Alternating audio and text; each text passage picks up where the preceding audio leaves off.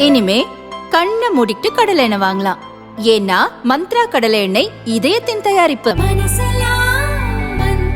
வளர்ச்சியும் வாய்ப்புகளும் தொடர தமிழும் தமிழகமும் தலைநிமிர மோடியின் கேரண்டி இருக்கு. பயம் எதற்கு? காஞ்சிபுரம் திமுக வேட்பாளரை ஆதரித்து மதுராந்தகத்தில் 3 தினங்களுக்கு முன்பு அமைச்சர் உதயநிதி பிரச்சாரம் செய்தபோது ஒரு பெண் குறுக்கிட்டார். மதுராந்தகத்தில் உள்ள டாஸ்மாக் கடையை மூட வேண்டும் என கேட்டார். அதற்கு உதயநிதி பதில் சொல்லாமல் அந்த பெண்ணிடமே திரும்ப கேள்வி கேட்டார்.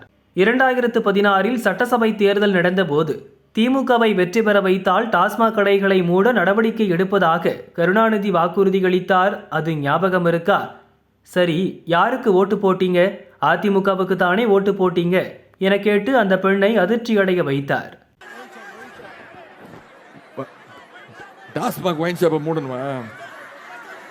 2016 டாக்டர் கலைஞர் அவர்கள் ஆட்சிக்கு தேர்ந்தெடுங்க, எல்லா ஒயின் ஷாப்பையும் மூடிடுறேன்னு சொன்னார். ஓட்டு போட்டிங்களா? 2016 கலைஞர் வாக்குறுதி கொடுத்தாரு, திமுக ஆட்சிக்கு வந்ததுன்னா எல்லா ஒயின் ஷாப்பையும் மூடிடுறோம், டாஸ்மாக் எல்லாம் மூடிடுறோம்னு வாக்குறுதி கொடுத்தாரு. ஞாபகம் இருக்கா? ஓட்டு போட்டிங்களா? யாருக்கு ஓட்டு போட்டீங்க? அதிமுக தானே ஓட்டு போட்டீங்க. அதிமுக தானே ஓட்டு போட்டீங்க. இப்போது திருச்சி திருவெரும்பூரில் உதயநிதி பிரச்சாரம் செய்த போது சாலை வசதி, குடிநீர் உள்ளிட்ட அடிப்படை வசதிகளை செய்து தரும்படி ஒரு பெண் கேட்டார். அதற்கு உதயநிதி திருவெரும்பூர் எம்எல்ஏ அலுவலகத்தில் மனு கொடுக்கும்படி சொன்னார்.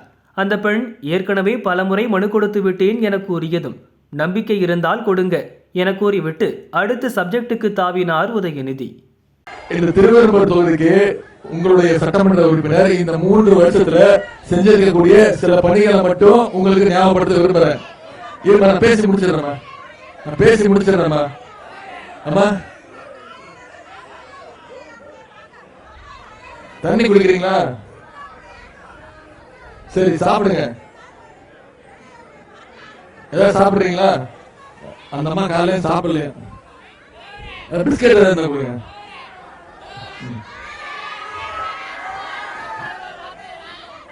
எங்க இருந்து வரீங்க? உங்க பேரு? உங்க பேரு பட்டா? சாப்பிடுங்க. எந்த தொகுதி?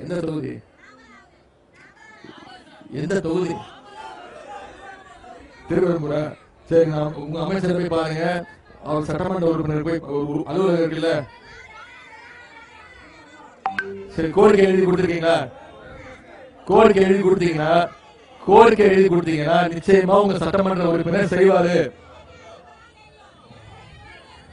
சரிம்மா, இங்கதான் சட்டமன்ற உறுப்பினர் அலுவலகம் இருக்கு, அங்க போய் கோரிக்கை எழுதி கொடுங்க. நம்முடைய ஆட்சியில நிச்சயமா முதலமைச்சர் உங்களுடைய சட்டமன்ற உறுப்பினர் கண்டிப்பா செய்து கொடுப்பாரு. நம்பிக்கை இருக்கா? நம்பிக்கை இருந்தா எழுதி கொடுங்க, சரியா?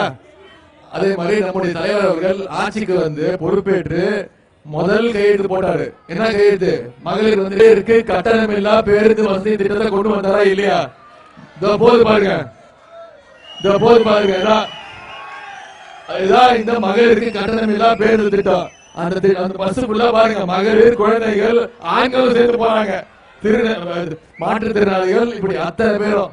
கிட்டத்தட்ட 460 கோடி பயணங்களை இந்த பிங்க் பஸ், இந்த மகளிருக்கு கட்டணமில்லா பேருந்து திட்டத்தின் மூலமாக மகளிர் பயன்படுத்தி இருக்கிறாங்க.